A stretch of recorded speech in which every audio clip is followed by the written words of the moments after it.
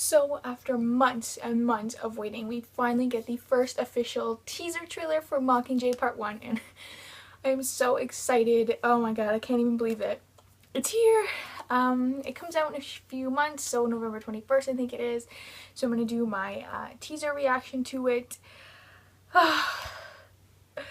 So don't mind me if I cry, because that's what happened when the Catching Fire trailer came out. So here we go.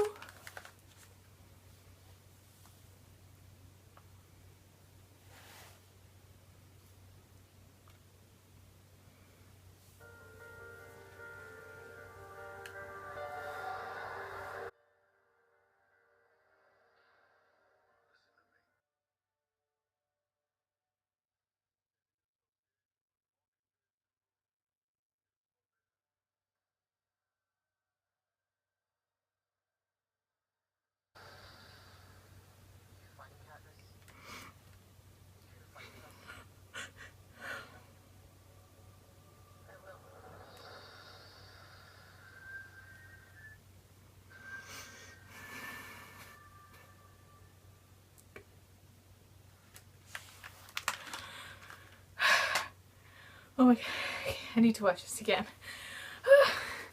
So, from what I remember of Mockingjay is that Katniss is pretty much no longer the heroine that we have seen in The Hunger Games and Catching Fire. She is, before I continue, there are possible spoilers if you haven't read or seen the first two movies or either of them, but whatever, I'm continuing on.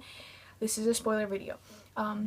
Anyways, she's not the heroine that we've seen in the first two books / movies. She is completely destroyed. A lot of people think of her character as really whiny and annoying throughout all of Mockingjay, and from what I remember, I haven't read this book since the day it came out, and even then I read it in one sitting, so I literally can't remember anything. But I didn't mind that aspect of her character because it just shows that she is a person. Everything that she went through is, and her reaction to it is normal, I guess you could say. It's expected. So I really hope that the movie reflects this, and from the trailer it does. So we have an opening shot of what looks like District 13 to what I think, and it looks destroyed, it looks vacant, it looks perfect. So then you have the voiceover of Plutarch and Coin sort of going back and forth, I guess it's just Plutarch, talking about Katniss's sort of mental state, where she stands and what she is going to be able to do to help the rebellion.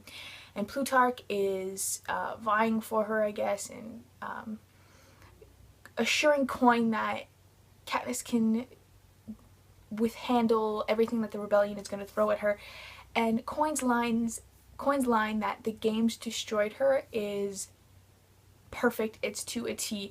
And I'm pretty sure we get like a quick look at Katniss as she's walking through the crowd of people, and her face is just, she looks destroyed, she looks defeated, she looks like a person who has lost all hope in everything. And that is exactly where her state of mind is in the book, if I recall correctly. So I absolutely love that line. I think it's perfect. Then we get a quick shot of Natalie Dormer as Cressida, and to be honest, I have no idea who Cressida is. I know that she is a capital citizen who's sort of helping the rebellion, but what I wanted to comment on was her look. She's got like the shaved head on the side here with her hair on the side and like the vine tattooed on her head, and I think she looks like a capital citizen but with a lot of edge to her, which doesn't really put her with all the other capital people who are super like frivolous and flamboyant with all their bright colors and stuff. So I think she looks fantastic, and from what I've seen of season 3 of A Game of Thrones, her acting is like on point, so I'm not worried about her whatsoever in Mockingjay. We have some more shots as Katniss is walking through this crowd of people, and they're all looking at her with hope and with expectations, and Katniss's face is sort of almost heartbreaking and devoid of emotion because she is just defeated. And then we get a shot of an awesome Mockingjay symbol in like a crop circle, like someone pushed it down, and then it pans out to a hologram with President Snow talking about any association with the Mockingjay symbol will not be tolerated. and we move on to a peacekeeper about to shoot someone who probably associated with the Mockingjay symbol.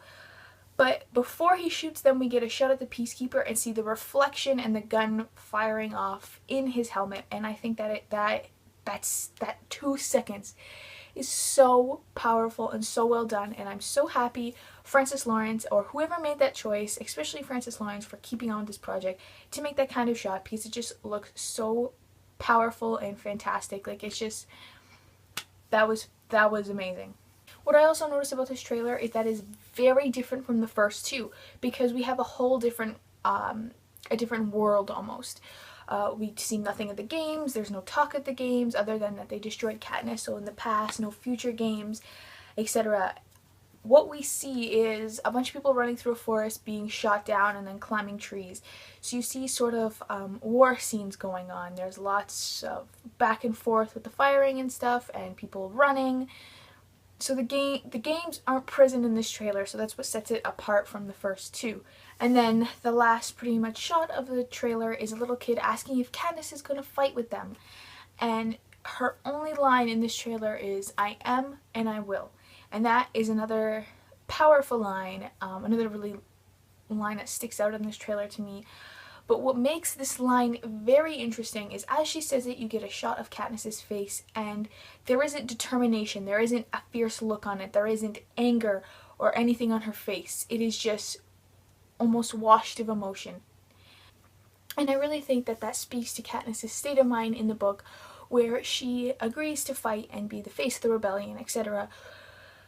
But her driving force, which was saving the people she loves, is not gone, but with Peeta missing, she's missing a part of herself, because obviously in the third book she realizes that she actually loves Peeta.